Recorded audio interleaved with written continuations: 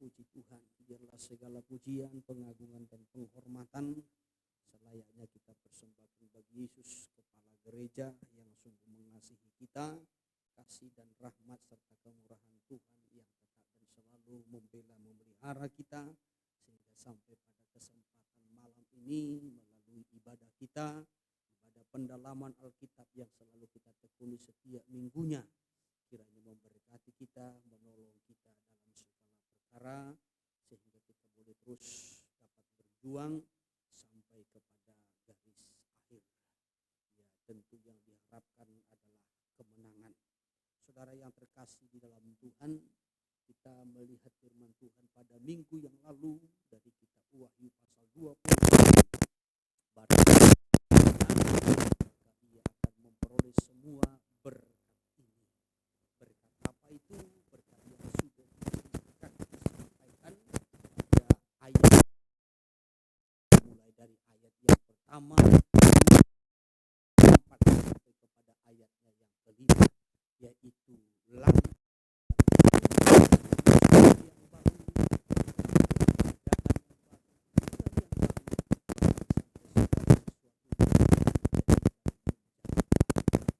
bukan yang lama itu diperbaharui, saudaraku, sebab yang lama itu sudah berlalu, tetapi Tuhan menciptakan sesuatu yang baru. Dan sesuatu yang baru itu diberi bagi setiap orang yang berkemenangan. Saya sudah terangkan ini pada minggu yang lalu, saudaraku. Dan malam ini saya akan lanjutkan Wahyu pasal 21 dari ayat yang ke-9 sampai kepada ayatnya yang ke-10. Ya. Kalau di dalam ayat 1 sampai kepada ayatnya yang ke-8, Rasul Yohanes melihat langit yang baru, bumi yang baru. Dan dia juga melihat kota Yerusalem yang baru. Dia juga mendengar suara dari tahta berkata, lihatlah kemah Allah ada di tengah-tengah manusia.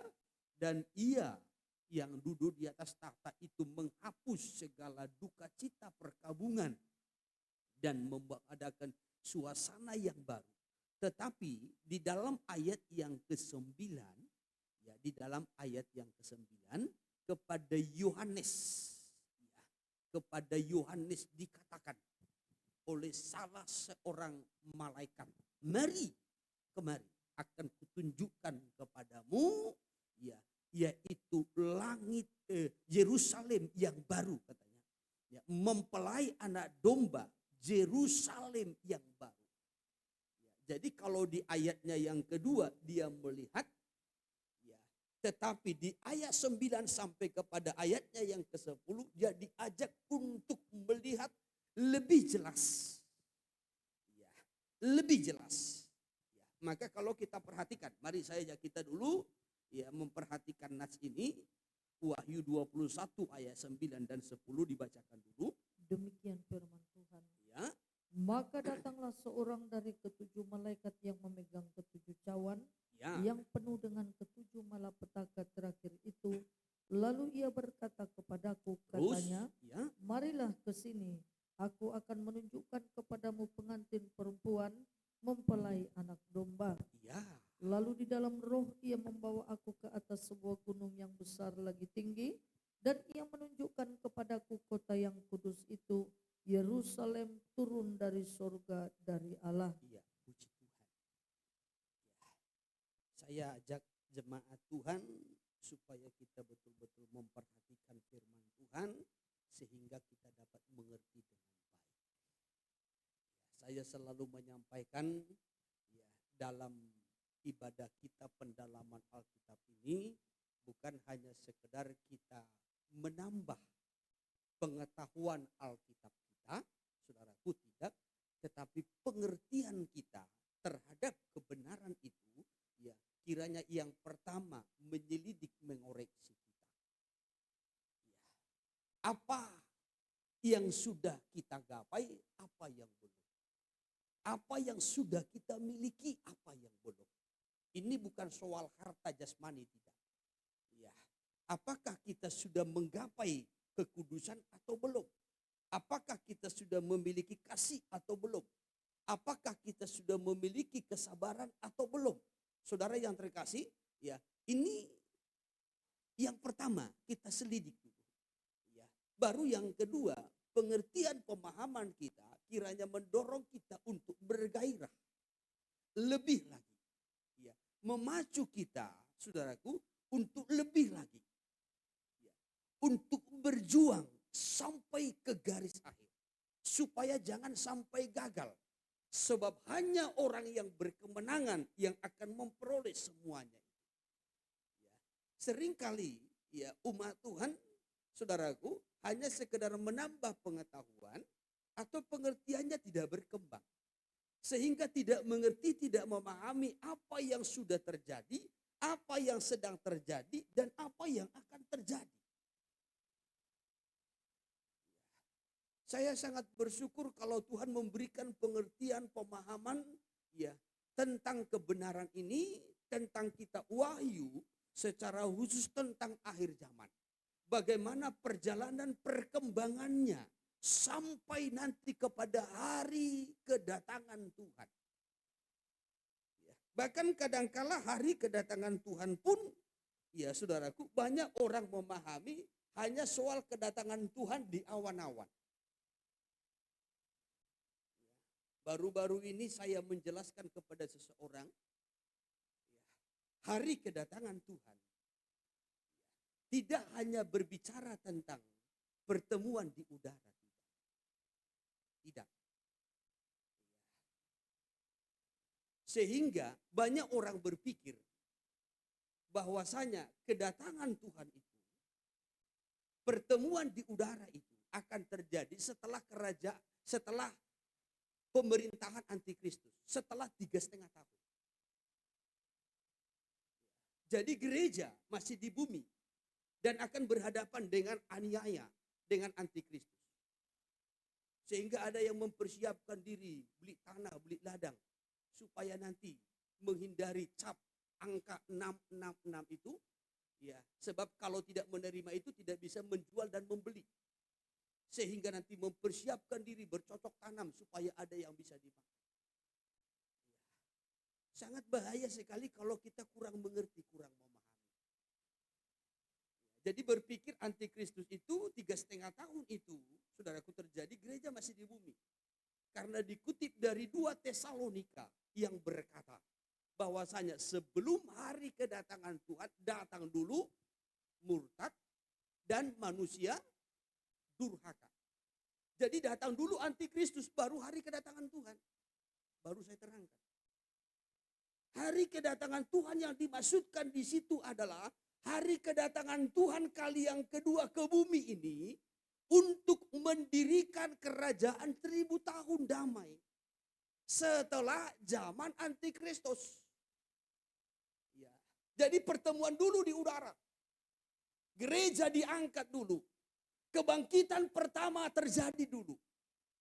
Ketika kebangkitan pertama, orang yang mati di dalam Tuhan itu dibangkitkan, yang masih hidup, yang mempertahankan imannya, yang memperjuangkan imannya, saudaraku, yang membawa imannya terus bertumbuh mengarah kepada kesempurnaan, maka pada hari kedatangan Tuhan itu disempurnakan Tuhan. Lalu terangkat bersama-sama bertemu dengan Tuhan di awan-awan.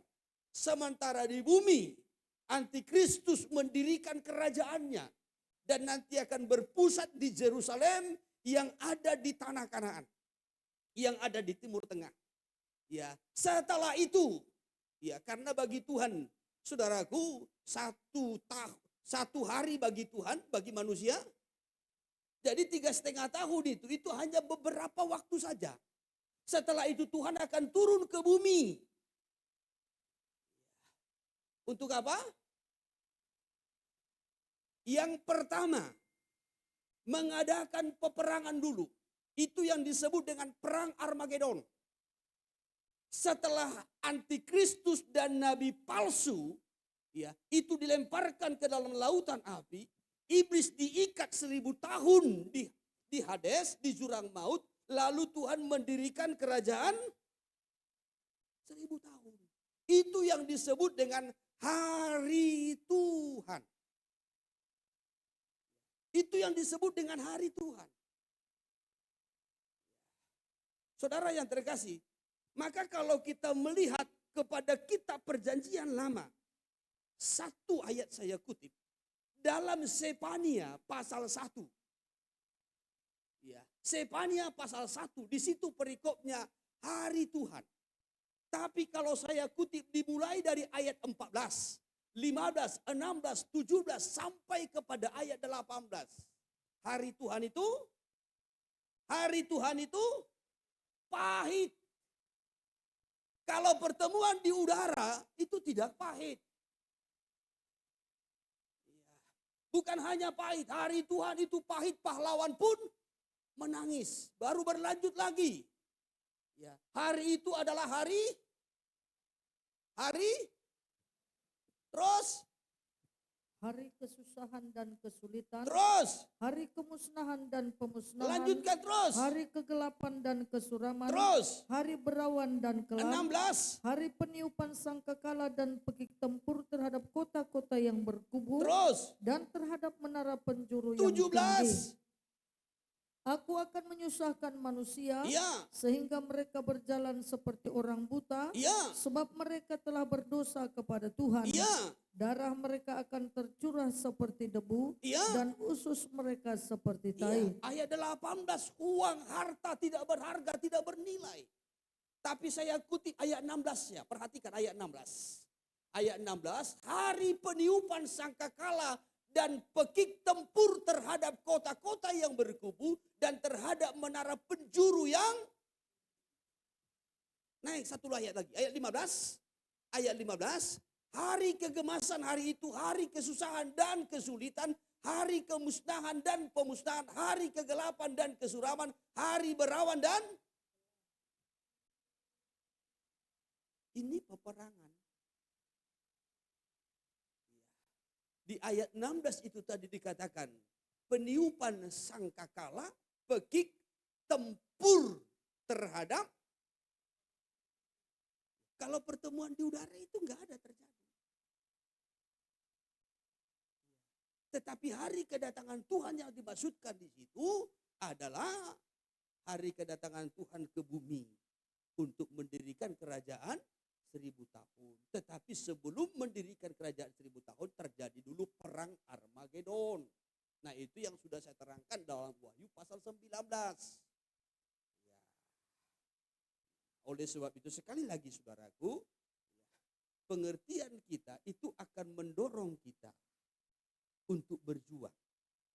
Bagaimana kita harus berjuang sampai ke garis akhir, bagaimana kita harus berjuang, ya saudaraku, untuk kita bisa berkemenangan, bagaimana kita harus berjuang untuk bisa terangkat ketika Tuhan datang di awan-awan, bagaimana kita berjuang untuk kita juga nanti ikut turun ke bumi dalam kerajaan 1000 tahun damai.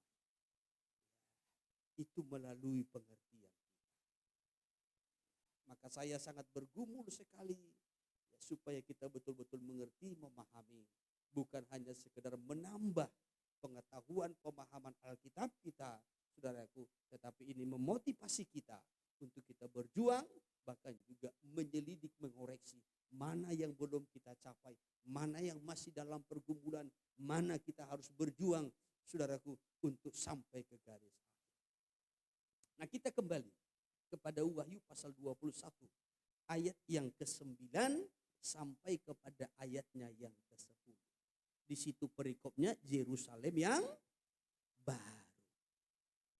Perhatikan ayat 9, saya ulang kalimatnya. Maka datanglah seorang dari ketujuh malaikat yang memegang ketujuh cawan. Malaikat yang salah satu malaikat yang memegang ketujuh cawan. Ya, cawan murka yang penuh dengan ketujuh malapetaka terakhir itu. Lalu ia berkata kepadaku, katanya, marilah ke sini, aku akan menunjukkan kepadamu pengantin perempuan mempelai anak domba. Malaikat ini memperlihatkan, menunjukkan kepada Rasul Yohanes siapa?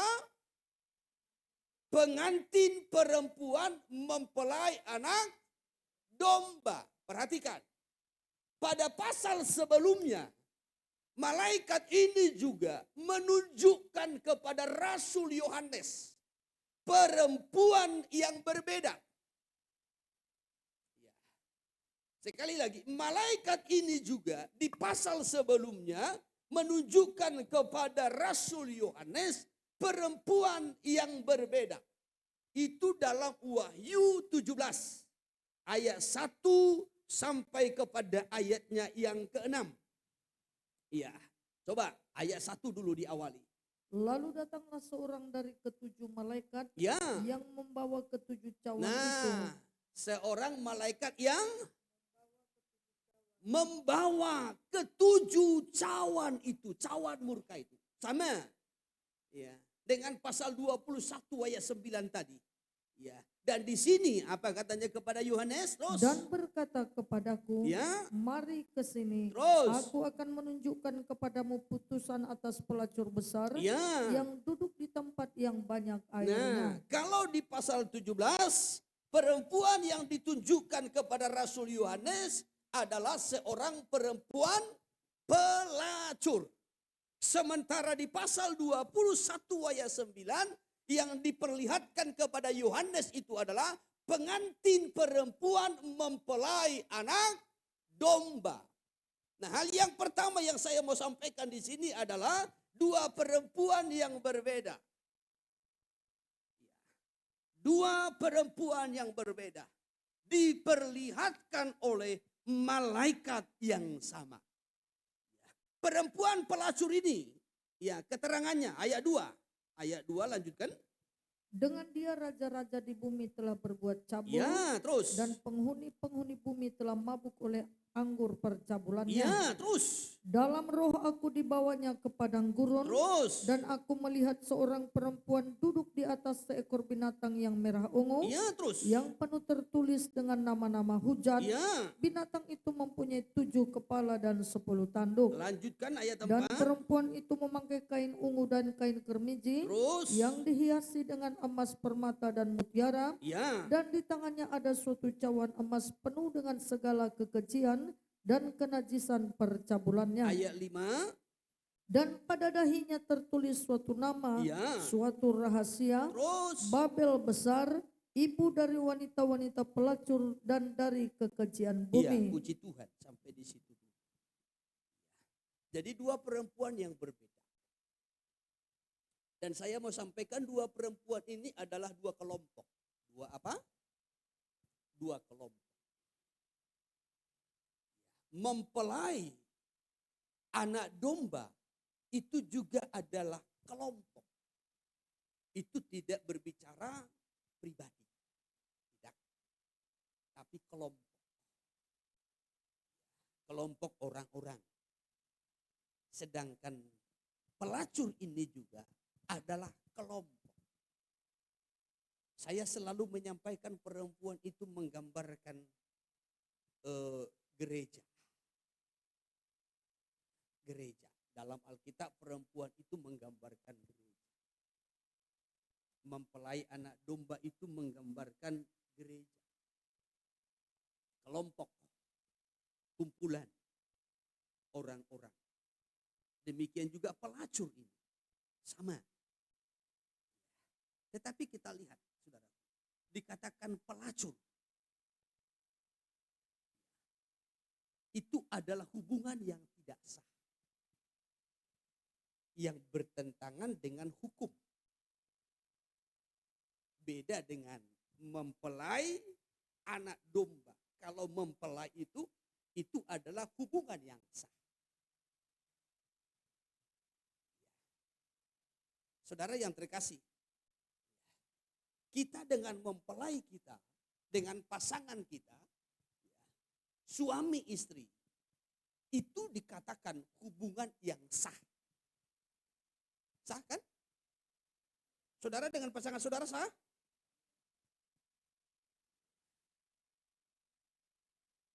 Jadi mempelai laki-laki dengan mempelai perempuan, suami istri itu adalah hubungan yang sah. Kalau dikatakan mempelai pengantin mempelai anak domba, ini bicara tentang hubungan yang sah. Sedangkan pelacur ini hubungan yang tidak sah. Karena hubungan yang tidak sah, maka dihukum. Maka dihukum. Nanti kalau kita lihat, ini sebenarnya saya sudah terangkan ya. Ya, kalau kita lihat nanti di ayat 15 sampai kepada ayat 16. Saya kutip di ayat 16 saja. Dan ke-10 tanduk yang telah kau lihat itu serta binatang itu akan membenci pelacur itu. Dan mereka akan membuat dia menjadi sunyi dan telanjang. Dan mereka akan memakan dagingnya dan membakarnya dengan api. Pelacur berarti hubungan yang tidak sah. Karena tidak sah hubungannya, maka dihukum sampai binasa. Dibakar dengan api. Lalu selanjutnya, saudara, ya, saya masih fokus kepada pasal 17 ini dulu. Ya, ayat 2 tadi dikatakan, dengan dia raja-raja di bumi telah berbuat cabul. Dan penghuni-penghuni bumi telah mabuk oleh anggur percabulannya. Wah, ini sudah campur baur dengan semua. Sudah najis dengan semua. Sudah terkontaminasi dengan semua. Sementara mempelai anak domba itu hanya fokus kepada satu suami. Mempelai laki-laki. Haleluya. Iya. Hanya fokus kepada satu laki-laki. Suaminya yang sah. Sementara pelacur ini sudah campur baur dengan semua, baik dengan raja-raja, bahkan dengan seluruh penghuni bumi, katanya. Sudah bercampur baur. Sudah terkontaminasi. Lalu dilanjutkan. Di dalam ayat 3, dalam roh aku dibawanya ke padang gurun. Dan aku melihat seorang perempuan duduk di atas seekor binatang yang merah ungu. Rasul Yohanes kemana dibawa untuk melihat perempuan ini? Padang gurun. Padang gurun yang panas. Itu berbicara tentang dunia. Padang gurun dunia. Yang panas ini. Yang penuh dengan gejolak. Berbeda untuk melihat mempelai perempuan itu. Kalau untuk melihat mempelai perempuan itu, Rasul Yohanes dibawa naik ke atas gunung yang besar dan tinggi. Bukan ke padang gurun. Bukan ke tempat yang rendah. Tetapi ke tempat yang tinggi. Kalau melihat pelacur ini, Rasul Yohanes dibawa ke padang gurun, ke tempat yang rendah. Panas, dunia yang penuh dengan gejolak. Baru selanjutnya, di dalam ayat yang keempat dikatakan, dan perempuan itu memakai kain ungu dan kain kirmizi yang dihiasi dengan emas, permata dan mutiara, dan di tangannya ada suatu cawan emas penuh dengan segala kekejian dan kenajisan percabulannya. Pakaiannya itu dan tangannya ya, penuh dengan segala kekejian dan kenajisan percabulannya. Beda dengan mempelai anak domba itu. Kalau pengantin anak domba itu pakaiannya adalah lenan halus yang putih bersih, berkilau-kilauan, melambangkan kekudusan, kesucian.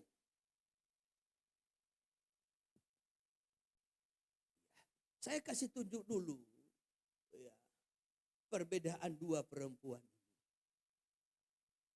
Dimulai tadi namanya disebutkan pelacur, ya demikian juga semua raja-raja dan penghuni bumi berbuat cabul, terkontaminasi, ya saudaraku, campur baur, bahkan juga tempatnya itu di padang gurun, pakaiannya itu penuh dengan kekejian dan kenajisan percabulannya, Di ayat yang kelima dikatakan di dahinya ada suatu tulisan yang berkata, Babel besar, ibu dari wanita pelacur dan dari kekejian. Ini menggambarkan kelompok manusia, orang-orang ataupun gereja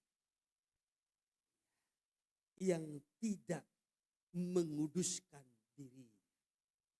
Gereja yang hidup dalam kenajisan. Gereja yang hidup dalam dosa. Kelompok manusia yang hidup di dunia ini penuh dengan segala kekejian, dosa, berhala. Terkontaminasi dengan segala dosa-dosa kefasikan.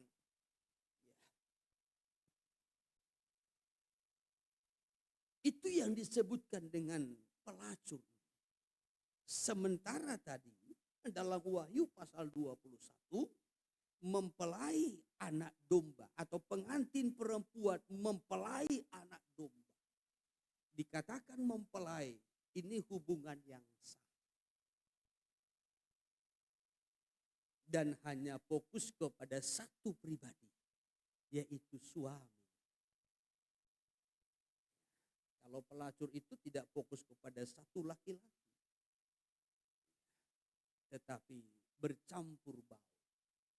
Kehidupan manusia yang bercampur baur dengan dunia, terkontaminasi dengan dunia, kompromi dengan dosa, dengan berhala. Ini yang disebutkan pelacur dan juga tadi perempuan yang kedua itu adalah pengantin mempelai anak domba. Dan untuk melihat pengantin mempelai anak domba, Rasul Yohanes dibawa ke atas gunung yang besar dan tinggi. Jadi bukan di tempat yang rendah. Gereja yang disebutkan mempelai itu tempatnya di tempat yang tinggi. Tidak bercampur baur dengan dunia. Berbeda dengan dunia. Punya batas dengan dunia.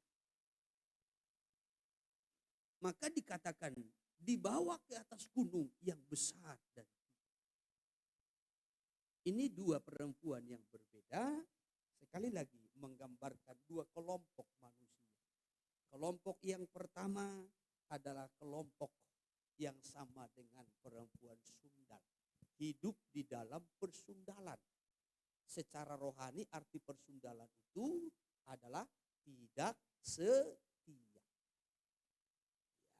Hidup dalam ketidaksetiaan. Kompromi dengan dunia, dengan dosa. Ya, terkontaminasi dengan segala dosa-dosa berhala, kenajisan. Ya saudaraku, baik kenajisan secara jasmani maupun juga kenajisan secara rohani, hati dan pikiran. Itu yang pertama. Yang kedua, kita kembali kepada Wahyu pasal 21. Ayat 9 sampai kepada ayatnya yang ke-10. Dikatakan, saya ulang. Maka datanglah seorang dari ketujuh malaikat yang memegang ketujuh cawan yang penuh dengan ketujuh malapetaka terakhir itu. Lalu ia berkata kepadaku, katanya. Malaikat itu berkata kepada Yohanes, marilah ke sini, aku akan menunjukkan kepadamu pengantin perempuan mempelai anak domba. Apa yang hendak ditunjukkan? Pengantin perempuan mempelai anak domba. Tetapi nyatanya, perhatikan di ayat 10. Di ayat 10, lalu di dalam roh ia membawa aku ke atas sebuah gunung yang besar dan tinggi. Dan ia menunjukkan kepadaku kota yang kudus itu, Yerusalem, turun dari sorga, dari Allah. Apa yang diperlihatkan? Yerusalem. Tadi dikatakan, akan kuperlihatkan kepadamu pengantin mempelai anak domba. Tetapi yang diperlihatkan adalah kota Yerusalem. Apa kaitannya? Apa hubungannya? Nah, ini saya mau jelaskan. pengantin anak domba dengan kota Yerusalem itu sama. Yerusalem baru adalah sinonim dari mempelai perempuan. Supaya nanti saudara nggak bingung. Kenapa yang dijanjikan itu mempelai perempuan, justru yang diperlihatkan adalah kota Yerusalem. Apa kaitannya? Sekali lagi, Yerusalem baru adalah sinonim kesamaan dengan mempelai perempuan. Itu sama. Jangan nanti saudara berpikir kota Yerusalem ini kotanya seperti apa? Kota Batam kah, seperti Nagoya kah, atau seperti kota Medan kah? Ya, atau seperti kota yang lain. Itu sama.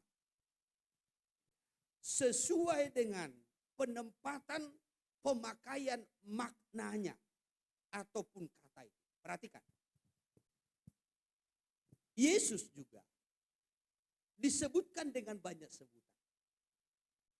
Yesus disebutkan sebagai anak domba karena dikaitkan dengan korban. Yesus juga disebutkan sebagai gembala karena dikaitkan dengan pemeliharaan, perlindungan.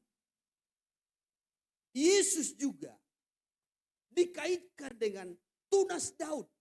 Kenapa? Karena dia lahir dari keturunan Daud secara jasmani. Yesus disebutkan sebagai Mesias. Yesus disebutkan sebagai Tuhan. Yesus disebutkan sebagai penyembuh dan lain-lain. Sebutan. Tapi pada hakikatnya sama. Amin. Haleluya. Ya, hal yang sama dengan kita. Kita ini disebutkan sebagai jemaat atau umat. Kenapa kita disebutkan umat? Karena kita beribadah. Kita disebutkan sebagai jemaat karena kita beribadah. Kita disebutkan sebagai umat Allah yang hidup karena kita beribadah kepada Allah yang hidup.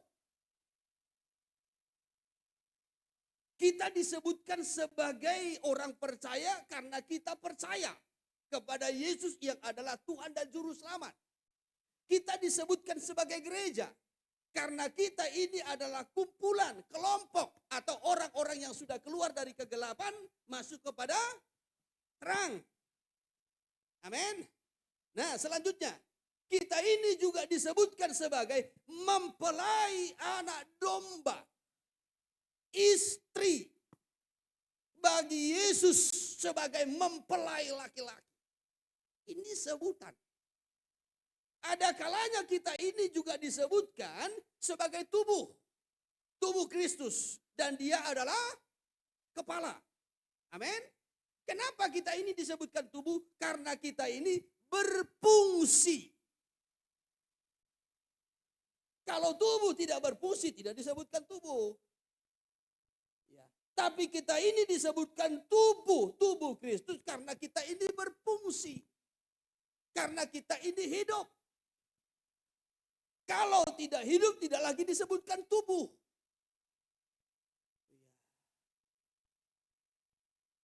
Kalau tubuhnya tidak hidup dikatakan? Iya, jasad. Tapi dikatakan tubuh karena hidup berfungsi. Tubuh kita ini disebutkan organisme, bukan organisasi. Kalau organisasi mati, tapi organisme itu hidup.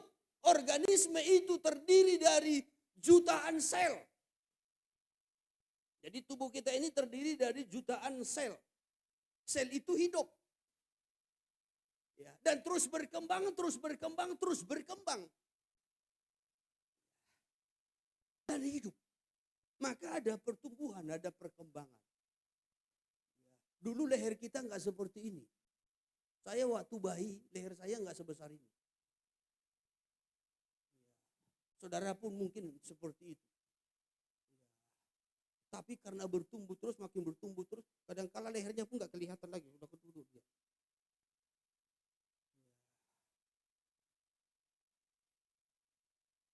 Jadi dikatakan tubuh itu sama dengan organisme yang terdiri dari sel yang hidup dan terus berkembang.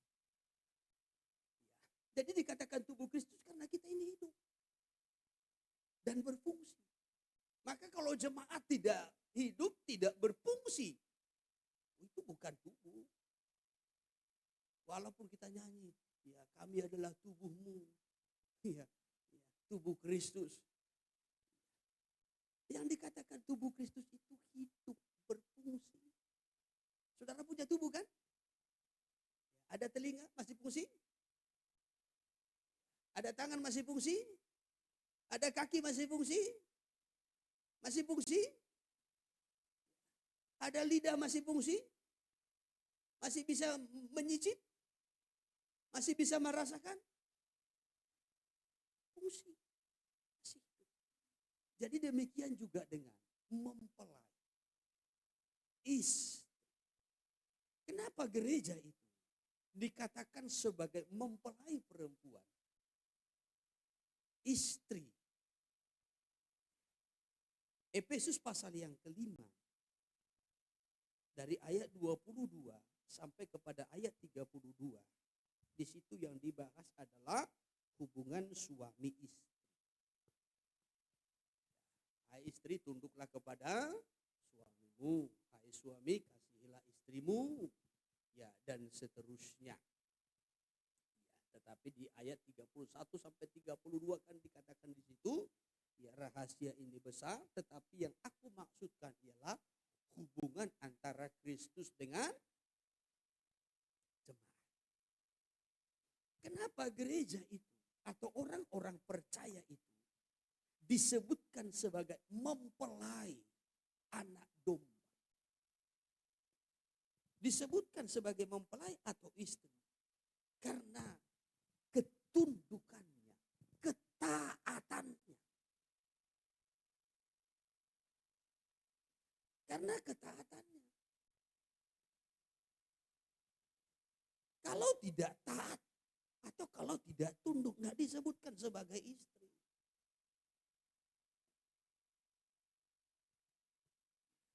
Jadi dikatakan istri karena taat. Saya kutip satu ayat dari ayat 22 dulu. Ayat 22. Demikian, Ya. hai istri, tunduklah kepada suamimu Ya. seperti kepada Tuhan. Tunduklah kepada suamimu seperti kepada Tuhan. Maka sampai ditekankan di sini, hai istri, tunduklah kepada suamimu seperti kepada Tuhan. Dalam hal apa? Dalam segala hal. Ya, coba terus.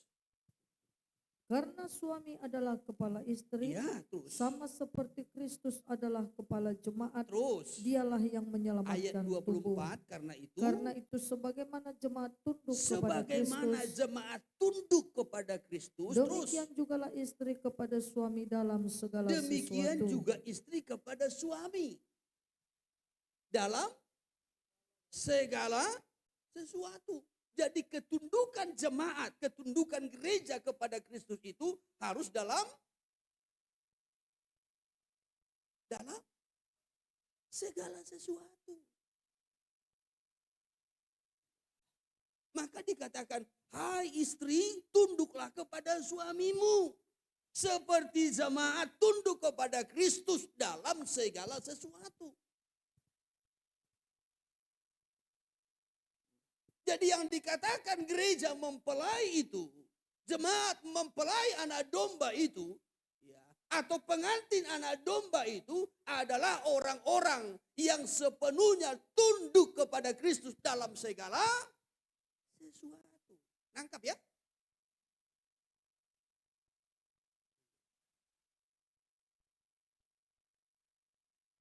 Itu sebenarnya yang walaupun sekarang ini kan banyak kan ngaku-ngaku mempelai.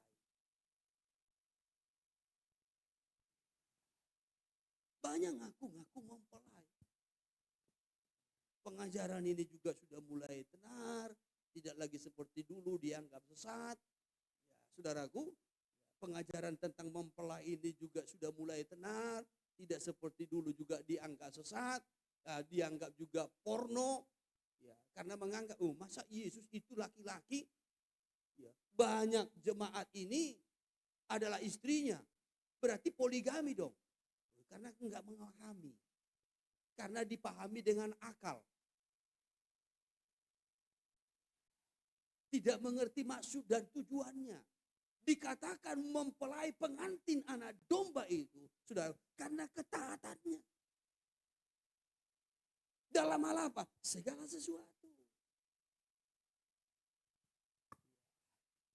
Jadi kalau tadi kepada Rasul Yohanes dikatakan, mari ke sini, akan kuperlihatkan kepadamu pengantin perempuan mempelai anak domba katanya. Itu yang diperlihatkan kepadanya adalah orang-orang yang taat. Orang-orang yang sudah dipermuliakan. Yang latar belakangnya hidup dalam ketaatan. Dalam segala sesuatu. Lebih mentaati Tuhan dari manusia. Lebih mentaati Tuhan daripada dirinya sendiri. Lebih mentaati Tuhan daripada dunia.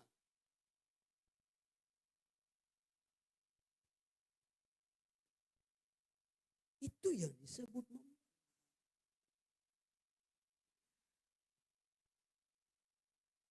taat.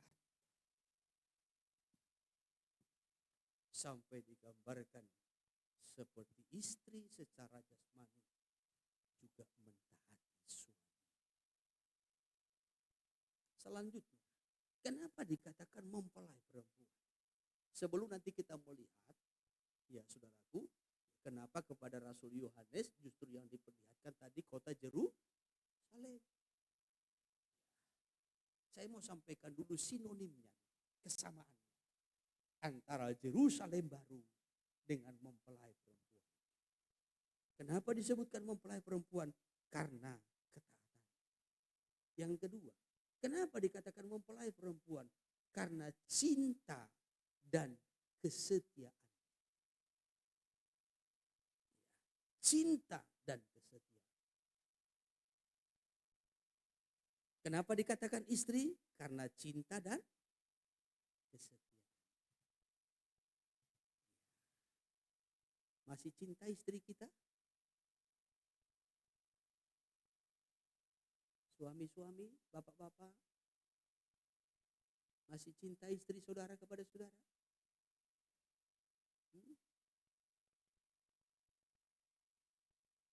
Masih setia?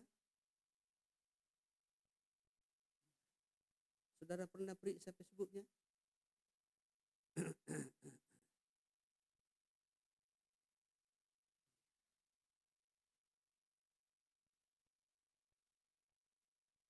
Nabi Yeremia menyampaikan begini. Ungkapan Tuhan dalam Yeremia. Aku teringat kepada kasih-Mu pada masa muda. Aku teringat kepada cinta-Mu pada masa muda. Bagaimana Engkau mengikuti aku di padang gurun. Di tempat yang tiada ketaburan. Itu menunjukkan kepada cinta dan kesetiaan. Bagaimana mempelai perempuan itu, pengantin perempuan itu, mengikuti mempelai laki-laki, suaminya, dengan cinta dan kesetiaan. Ayat 2 dan 3. Pergilah memberitahukan kepada penduduk Yerusalem dengan mengatakan, Iya, beginilah firman Tuhan, terus aku teringat kepada kasih-Mu pada masa mudamu, aku teringat kepada kasih-Mu, cintamu pada masa mudamu. Terus, kepada cintamu pada waktu engkau menjadi pengantin, iya, bagaimana engkau mengikuti aku di padang gurun, terus di negeri yang tiada tetaburannya. bagaimana engkau mengikuti aku? Mengikut di mana? Padang gurun. Mengikut saat-saat susah. Berbahagialah suami-suami yang istrinya tetap cinta dan setia ketika engkau masih susah.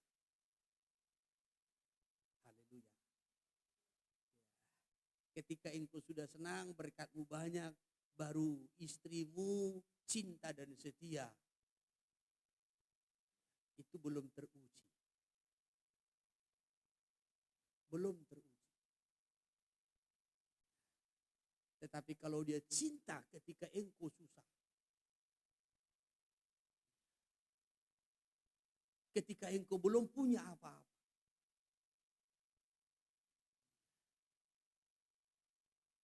itu baru teruji. Kalau kita sudah punya uang, sudah punya berkat, saudara sudah mulai bisa mulai bisa mendandani diri saudara, ya, sudah mulai bisa steady, mulai penampilan, baru istrimu makin cinta, makin setia, itu belum teruji. Tapi kalau istrimu bisa cinta dan tetap lembut hati dan ramah ketika uangmu tidak ada, itu baru.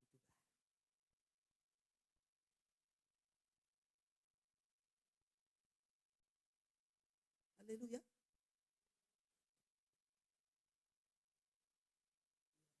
Itu. Jadi Tuhan juga mau menggambarkan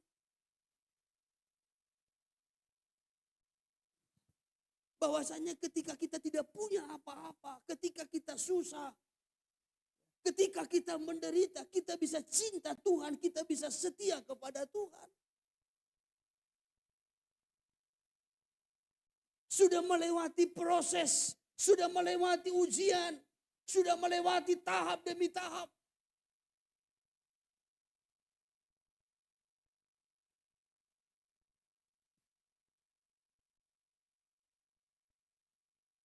Kalau kita setia ketika kita sudah diberkati, tubuh sehat, umur panjang, semua lengkap, tidak ada masalah. Ya. Apalagi dipercayakan pelayanan, lalu kita bisa setia. Oh, itu belum teruji.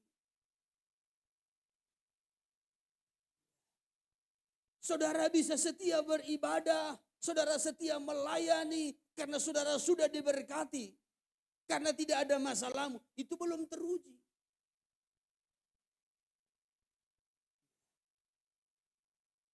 Tetapi ketika engkau susah, enggak ada apa-apa, engkau harus berjuang.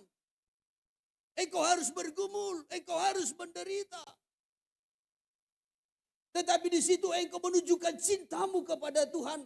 Bagaikan engkau tidak bisa terlepas dari Tuhan. Engkau menunjukkan kesetiaanmu melalui perjuangan melewati padang gurun. Itu yang teruji.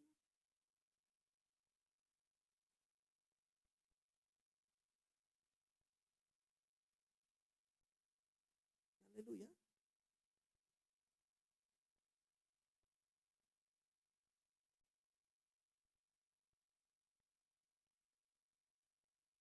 Yang dilihat dari mempelai perempuan itu, ketaatan, cinta, dan kesetiaan. Dan itu harus betul-betul teruji.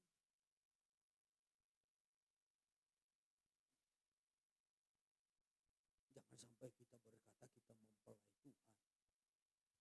Kita nyanyi-nyanyikan pujian yang bernuansa hidung mempelai. Tetapi kecintaan kita kepada Tuhan makin merosot. Kesetiaan kita makin hilang, makin pudar. Itu tidak benar. Itu tidak benar.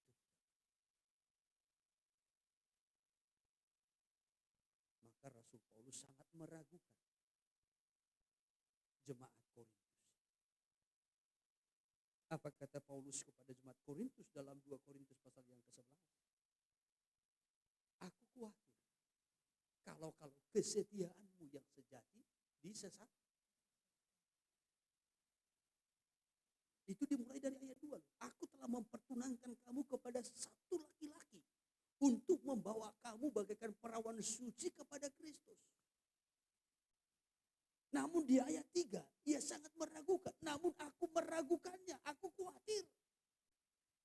Kalau kesetiaanmu yang sejati itu disesatkan. Tapi dari situ kita tarik pelajaran. Yang sangat dituntut dari seorang istri adalah cinta dan kesetiaan. Jangan sampai hilang. Haleluya.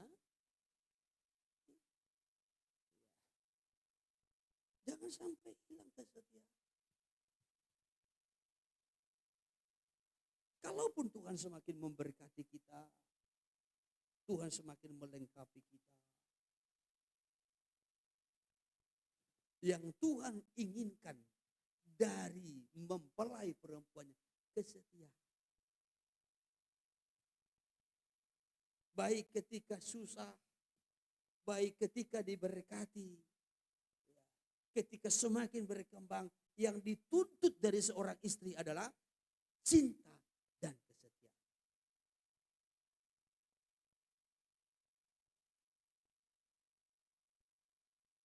Yesekiel pasal 16.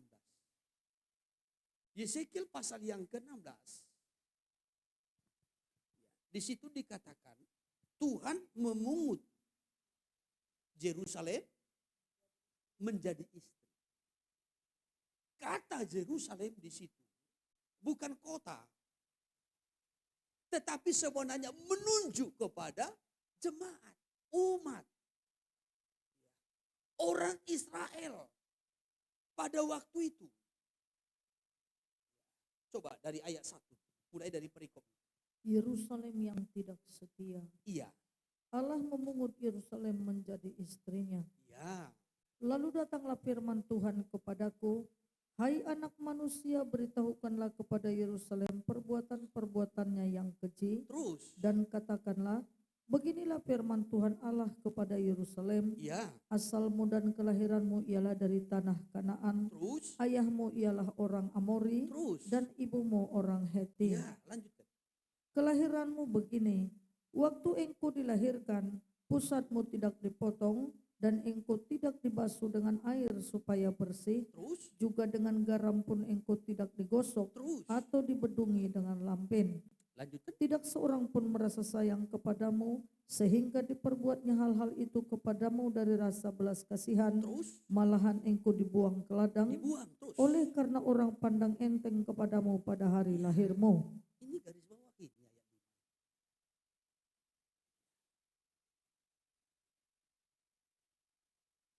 Dikatakan tidak seorang pun merasa sayang kepadamu, sehingga diperbuatnya hal-hal itu kepadamu dari rasa belas kasihan. Enggak ada yang sayang, enggak ada yang peduli, sehingga tidak ada yang menunjukkan belas kasihan.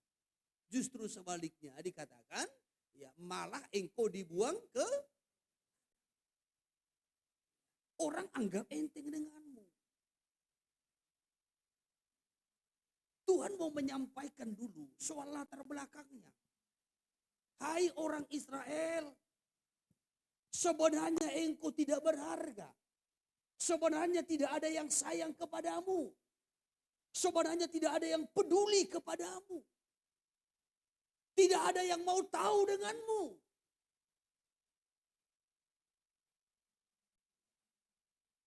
Orang anggap enteng denganmu. Bahkan kalau kita lihat di Mazmur 83,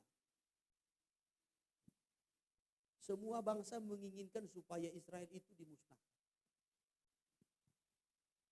Maka kalau sekarang ini didengung-dengungkan, hapuskan Israel dari peta dunia, itu penggenapan Mazmur 83.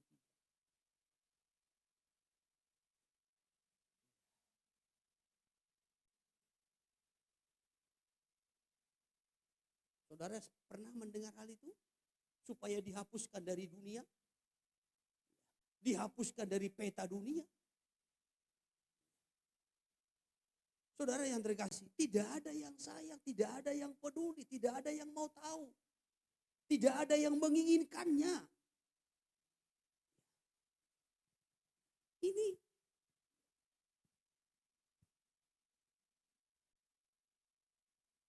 saudara yang terkasih, coba saya kutip sebentar, Mazmur 83. Dimulai ayat yang ketiga. Iya. Sebab sesungguhnya musuh-musuhmu ribut Orang-orang yang membenci Engkau meninggikan kepala. Terus, Mereka mengadakan permufakatan licik melawan umat-Mu, terus. dan mereka berunding untuk melawan orang-orang yang Kau lindungi. Lanjutkan ayat Kata 4. mereka, Ya, marilah kita lenyapkan mereka sebagai bangsa, ya. sehingga nama Israel tidak diingat lagi. Kan ini kan.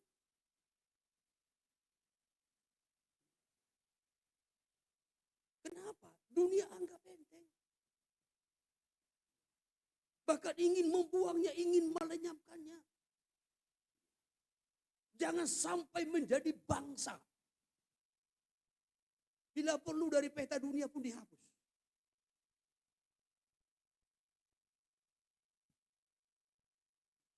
Tetapi apa kata Tuhan? Namun dalam kondisi seperti itu, aku mengangkat engkau. Aku menunjukkan belas kasihanku kepadamu.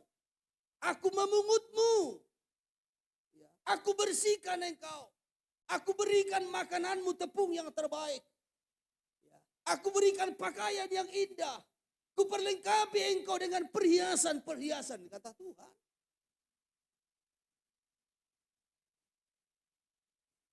Namun hal ini bukan hanya kepada orang Israel. Hal ini juga dinyatakan, ditujukan kepada saya dan saudara. Latar belakang kita, kehidupan kita yang lama, bukan kehidupan yang baik. Tidak ada di antara kita orang yang berpengaruh, orang yang terpandang. Tidak ada di antara kita orang yang hebat, tidak. Tetapi apa yang bodoh bagi dunia, dipungut oleh Allah. Dilengkapi oleh Allah. Dibersihkan oleh Tuhan, didandani Tuhan, diberikan pakaian dan perhiasan.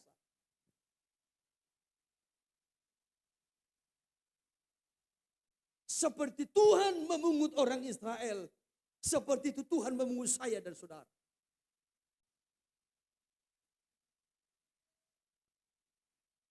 Tidak hanya sekedar dipungut dan dipelihara, tidak. Tuhan inginkan kita juga menjadi mempelai perempuan. Pengantin anak domba seperti Israel. Kembali kepada kitab Yesekiel pasal 16. Yesekiel pasal 16. Ayat 6 lanjutkan. Maka aku lalu dari situ, Terus. dan kulihat engkau menendang-nendang dengan kakimu Terus. sambil berlumuran darah. Ya, lanjutkan. Dan aku berkata kepadamu dalam keadaan berlumuran darah itu, Ya. engkau harus hidup. Engkau harus hidup terus. Dan jadilah besar seperti tumbuh-tumbuhan di ladang. Ya. Engkau menjadi besar dan sudah cukup umur, Ya. bahkan sudah sampai pada masa mudamu. Sudah sampai kepada masa mudamu. Saudara bayangkan bagaimana Tuhan memeliharanya. Mulai lahir. Tidak ada orang yang peduli. Tuhan sendiri yang memotong pusatnya. Tuhan sendiri yang membasuhnya dengan air. Tuhan sendiri yang meminyakinya. Tuhan sendiri yang memberikan pakaian. Tuhan sendiri yang memberikan makan. Tuhan sendiri juga yang memberikan pertumbuhan, merawatnya. Lompat dulu ayat 8. Ayat 8. Maka aku lalu dari situ dan aku melihat engkau. Terus. Sungguh engkau sudah sampai pada masa cinta berakhir. Terus. Aku menghamparkan kainku kepadamu dan Ya. menutupi auratmu. Terus. Dengan sumpah aku mengadakan perjanjian dengan Ya. engkau. Demikianlah firman Tuhan Allah. Ya. Dan dengan itu engkau aku punya. Ya. Maka Tuhan mengikat perjanjian abadi dengan sumpah. Tuhan berkata, engkau milik kepunyaanku. Engkau milik kepunyaanku. Kalau dulu Tuhan bersumpah kepada orang Israel, engkau milik kepunyaanku. Sekarang Tuhan pun bersumpah kepada kita umatnya, gerejanya, bahwasanya kita adalah milik kepunyaan. Kalau kita Petrus mencatat, kamu adalah bangsa yang terpilih, imamat yang rajani, bangsa yang kudus, umat kepunyaan Allah sendiri, yang telah dipanggil keluar dari kegelapan kepada terangnya yang ajaib. Lalu di ayatnya yang ke-10,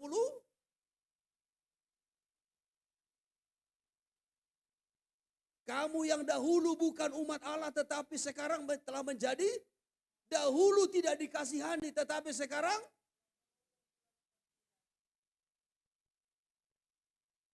Jadi kalau kita lihat dari ayat 9 sampai kepada ayat 10. Dulu kita ini bukan miliknya. Dulu kita ini tidak dikasihani. Tetapi di ayat yang ke-9 dikatakan kita ini milik kepunyaannya.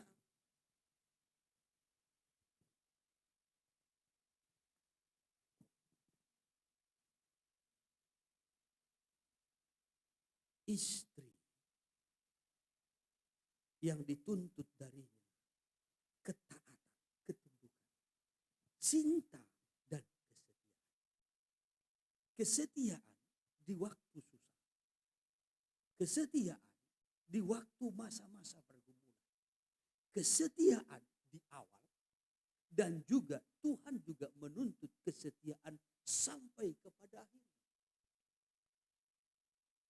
Jangan ketika di awal, ketika masih susah setia, sudah diberkati tidak setia. Maka Yeskiel pasal yang ke-16 ini kita melihat di sini yang Tuhan inginkan kesetiaan. Jangan sudah dipelihara Tuhan, sudah diberkati Tuhan, sudah ditolong oleh Tuhan, sudah dibesarkan Tuhan. Ya. Nama kita sudah dibesarkan, berkat kita juga sudah dibesarkan, rumah kita sudah dibesarkan, apalagi? Pokoknya semua sudah termasuk.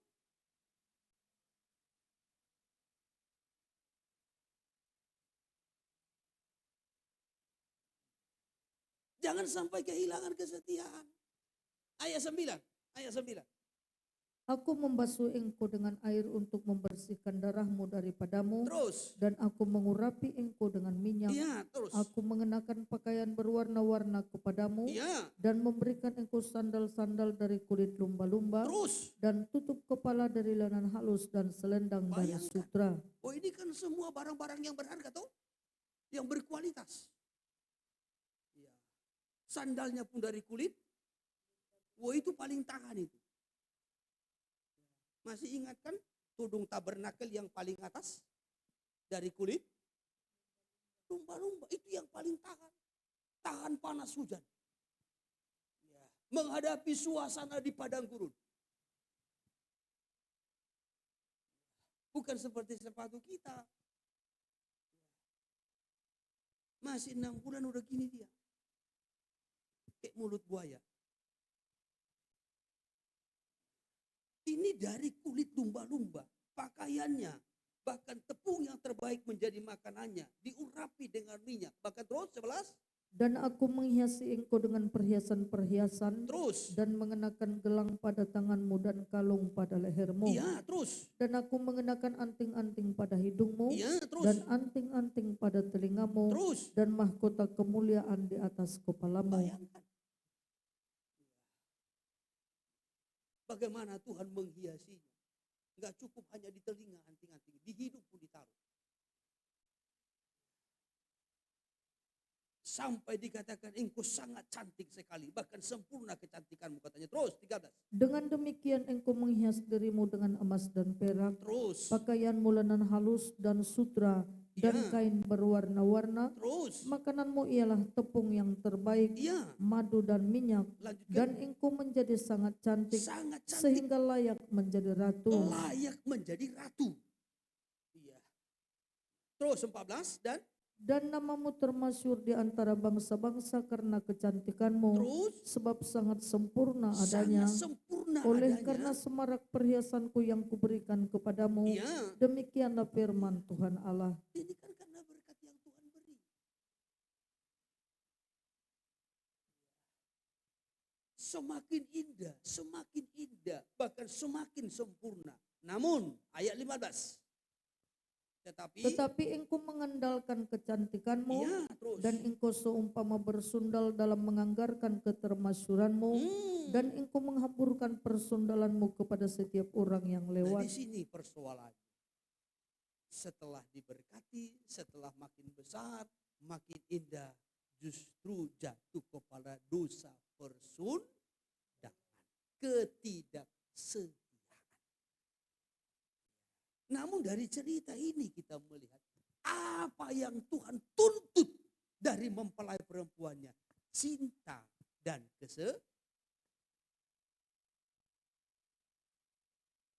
Jadi kalau kita ini disebutkan gereja itu orang-orang percaya, orang-orang yang sudah ditebus melalui korban Kristus itu disebutkan sebagai mempelai perempuan anak domba katanya. Ini berbicara tentang ketaatan, cinta dan kesetiaan.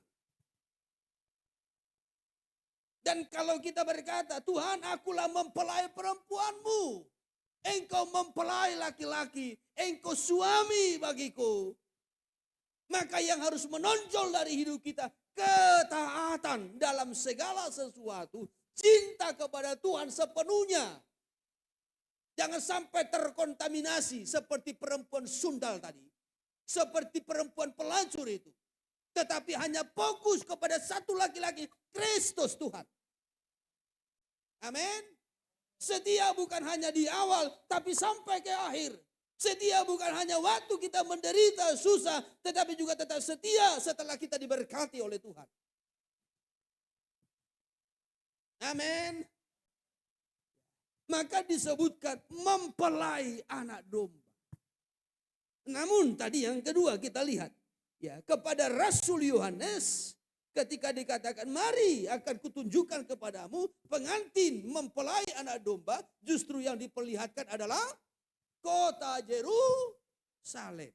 Nah perhatikan. Bicara tentang kota Yerusalem sama. Itu juga menunjukkan kepada gereja.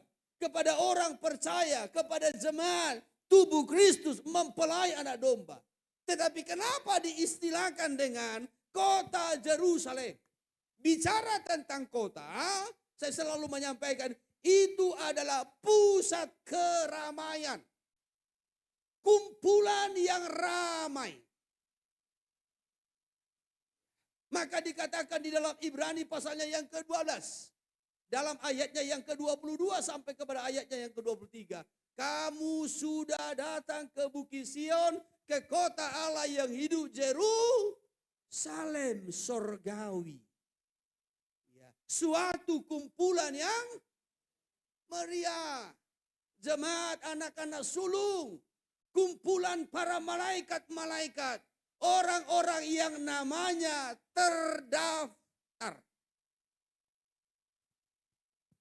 dalam kitab kehidupan. Jadi kenapa dikatakan kota Yerusalem? Itu yang pertama-tama berbicara tentang kumpulan, keramaian, kelompok orang-orang yang namanya terdaftar di sorga.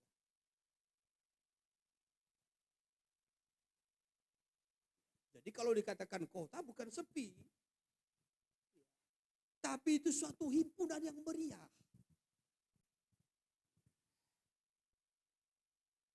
Maka di sorga itu saudaraku dikatakan ya, sorga itu ya penuh dengan orang-orang yang banyak meriah.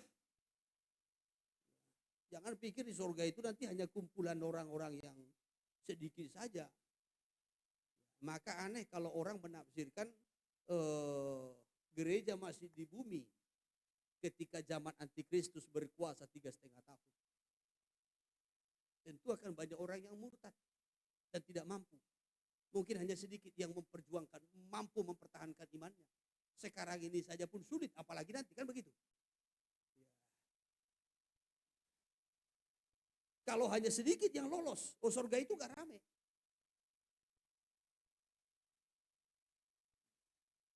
Tapi surga itu adalah kumpulan orang-orang yang banyak. Satu kumpulan yang meriah. Jangan pikir hanya satu organisasi yang masuk ke sana nanti. Tidak. Jangan sampai kita terlalu ekstrim mengklaim ya, hanya kami jemaat GBUCM yang akan masuk.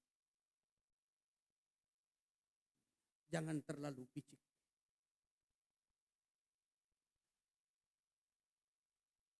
Saudara yang terkasih, sekali lagi, Yerusalem baru itu berbicara himpunan yang meriah.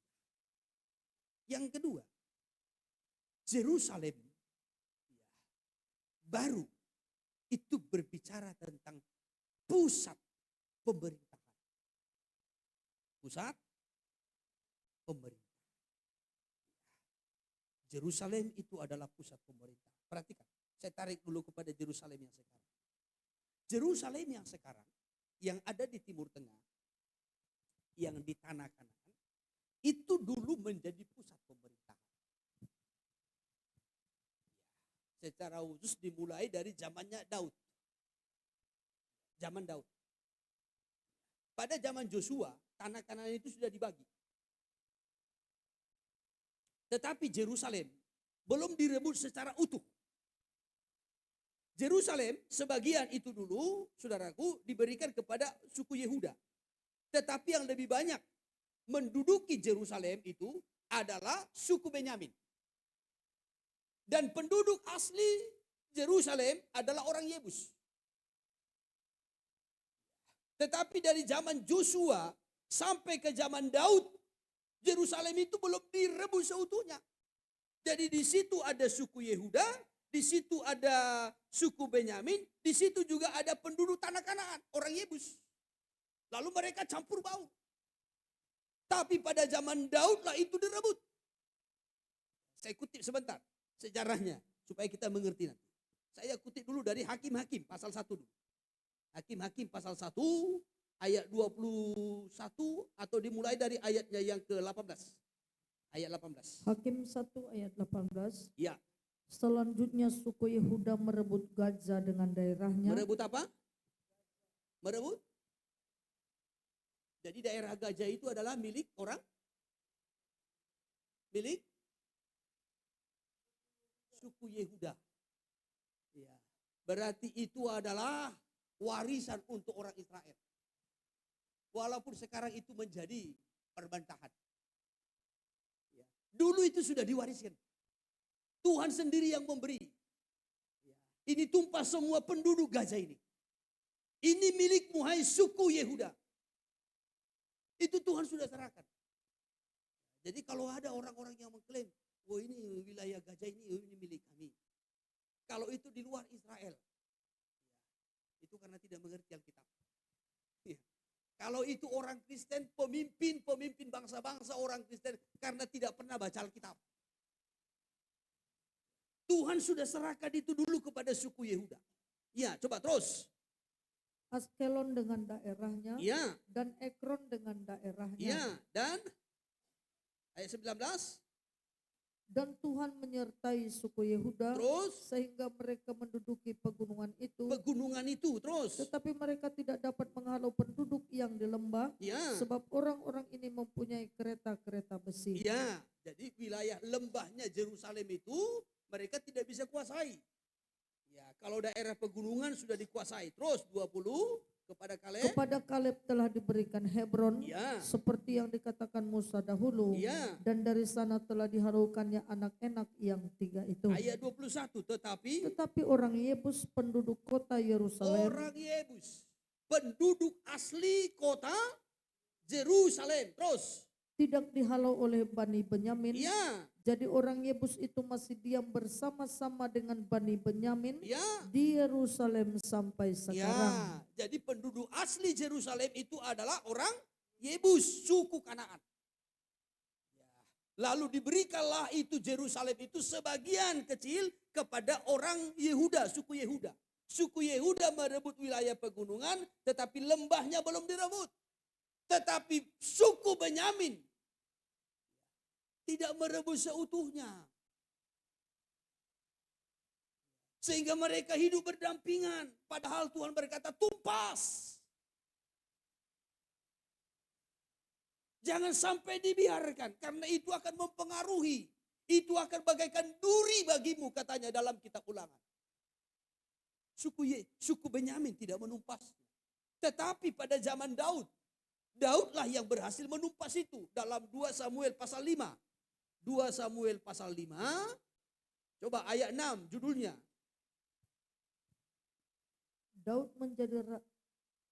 Daud merebut Yerusalem dan menetap di sana. Ya, jadi zaman Daudlah Yerusalem itu direbut. Maka dikatakan Daud merebut Yerusalem dan menetap di sana, di Yerusalem. Lalu Yerusalem itu disebutkan juga kota Daud, dinamailah itu Sion. Lompat dulu, lompat. Ayat yang ke-9. Dan Daud menetap di kubu pertahanan itu iya, dan menamainya kota Daud. kota Daud, terus. Ia memperkuat sekelilingnya Iya, mulai dari Milo ke bagian dalam. iya, lalu makin lama makin besarlah kuasa Daud, iya, sebab Tuhan Allah semesta alam menyertainya. iya. Lalu di kota Daud, Sion, itulah Yerusalem. Di sanalah Daud mendirikan kerajaannya, tahtanya, kekuasaannya. Di mana? Yerusalem. Jadi Yerusalem itu adalah pusat pemerintahan. Pusat pemerintahan. Saudara yang terkasih, kalau dalam kitab Yeremia pasal 3, Yerusalem itu dikatakan sebagai tahtanya Tuhan. Yeremia pasal 3 ayat 17. Demikian firman Tuhan. Ya. Pada waktu itu Yerusalem akan disebut tahta Tuhan. Yerusalem akan disebut tahta Tuhan. Kalau dari atas kita lihat tidak perlu lagi tabut perjanjian. Tidak perlu lagi alat-alat tabernakel secara jasmani. Tetapi Yerusalem itu disebutkan menjadi tahta Tuhan. Di sana Tuhan berhadirat.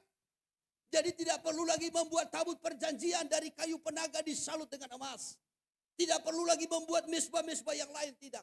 Sebab Tuhan sudah berhadirat di Yerusalem.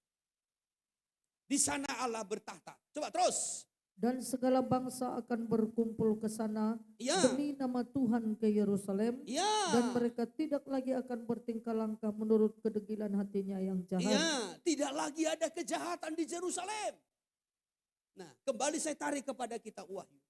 Kenapa mempelai perempuan, gereja, orang-orang percaya itu disebutkan kota Yerusalem baru?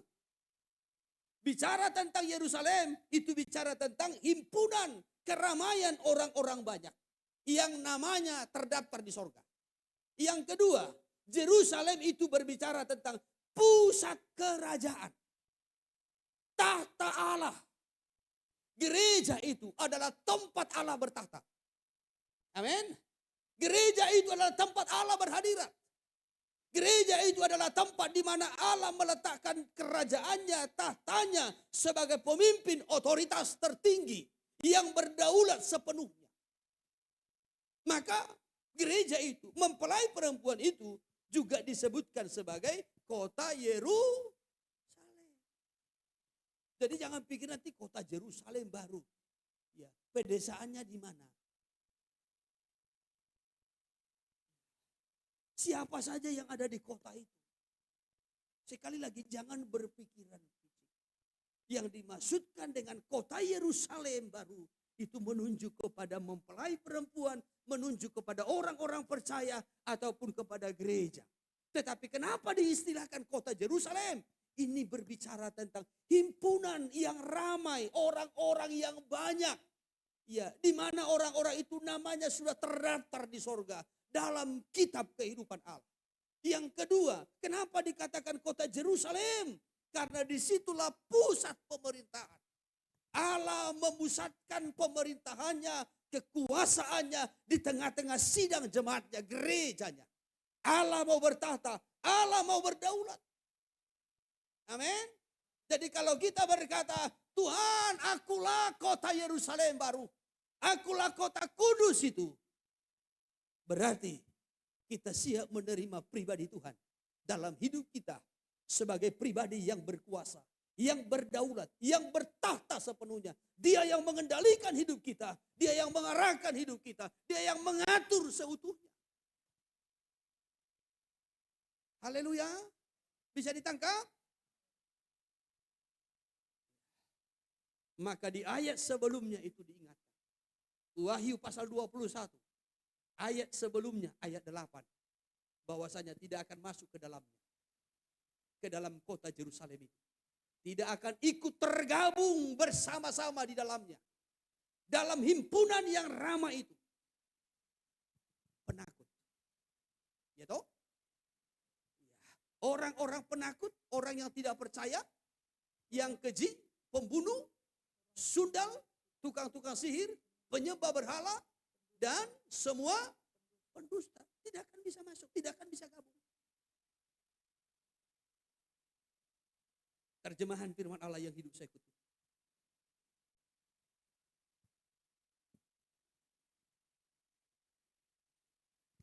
Ayat yang ke-8.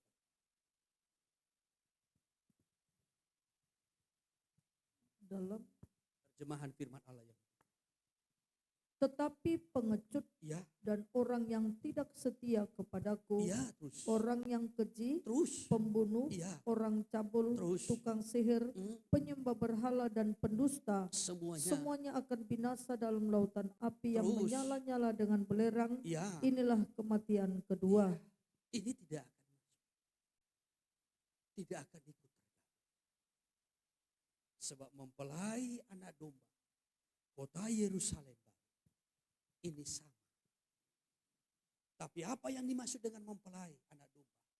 Orang-orang yang taat seutuhnya, cinta dan setia. Kenapa diistilahkan dengan kota Yerusalem? Satu kumpulan yang meriah, yang namanya sudah terdaftar. Dan selanjutnya, itu adalah pusat pemerintahan. Oleh sebab itu, kalau kita mau ikut masuk ke sana, dimulai dari sekarang, izinkan Tuhan yang berkuasa memerintah hidup kita, yang akan mengarahkan seluruh hidup kita, baik hati pikiran kita, masa depan kita, pelayanan kita, keluarga kita, hidup masa muda kita. Saudaraku, Dia yang mengendalikan seutuhnya. Tapi sebagai mempelai perempuan, belajarlah untuk taat, mencintai dan setia, baik dalam keadaan susah maupun setelah diberkati oleh Tuhan. Tetaplah setia sampai kepada akhir. Haleluya. Saya batasi firman-Nya sampai di sini. Kiranya Roh Kudus menolong kita untuk mengerti